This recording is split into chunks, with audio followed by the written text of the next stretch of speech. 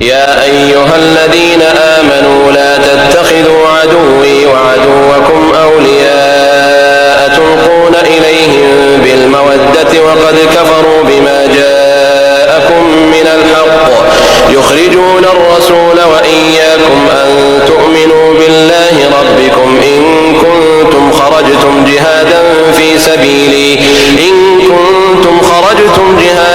في سبيلي وابتغاء مرضاتي تسرون إليهم بالمودة وأنا أعلم بما أخفيتم وما أعلنتم ومن يفعله منكم فقد ضل سواء السبيل إن يثقفوكم يكونوا لكم أعداء ويبسطوا إليكم أيديهم وألسنتهم بالسوء وودوا لو تكفرون لن تنفعكم أرحامكم ولا أولادكم يوم القيامة يفصل بينكم والله بما تعملون بصير قد كانت لكم أسوة حسنة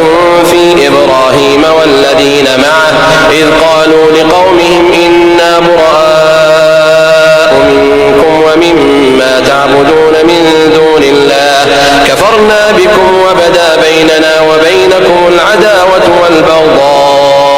أبدا حتى تؤمنوا بالله وحده إلا قول إبراهيم لأبيه لأستغفرن لك وما أملك لك من الله من شيء ربنا عليك توكلنا وإليك أنبنا وإليك المصير ربنا لا تجعلنا فتنة للذين كفروا واغفر لنا ربنا إنك أنت العزيز الحكيم لقد كان لكم فيهم أسوة حسنة لمن كان يرجو الله واليوم الآخر ومن يتول فإن الله هو الغني الحميد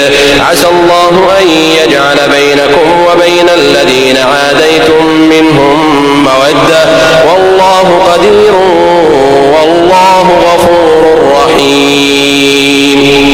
لا ينهاكم الله عن الذين لم يقاتلوكم في الدين ولم يخرجوكم من دياركم أن تبروهم وتقسطوا إليهم إن الله يحب المقسطين إنما ينهاكم الله عن الذين قاتلوكم في الدين وأخرجوكم من دياركم وظاهروا على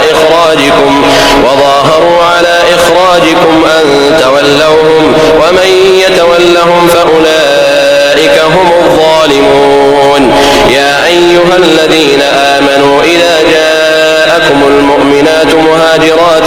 فامتحنوهن الله أعلم بإيمانهن فإن علمتموهن مؤمنات فلا ترجعوهن إلى الكفار لا هن حل لهم ولا هم يحلون لهن وآتوهم ما أنفقوا ولا جناح عليكم أن تنكحوهن إذا آتيتموهن أجورهن ولا تمسكوا بعصم الكوافر واسألوا ما أنفقتم وليسألوا ما أنفقوا ذلكم حكم الله يحكم بينكم والله عليم حكيم وإن فاتكم شيء من أزواجكم إلى الكفار فعاقبتم فآتوا الذين ذهبت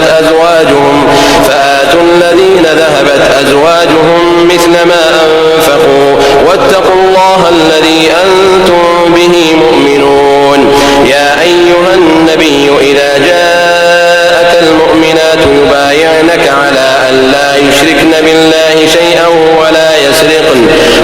يسرقن ولا يزنين ولا يقتلن أولادهن ولا يأتين ببهتان يفترينه بين أيديهن وأرجلهن ولا يعصينك في معروف فبايعهن واستغفر لهن الله إن الله غفور رحيم يا أيها الذين آمنوا لا تتولوا قوما غضب الله عليهم قد يئسوا من الآخرة كما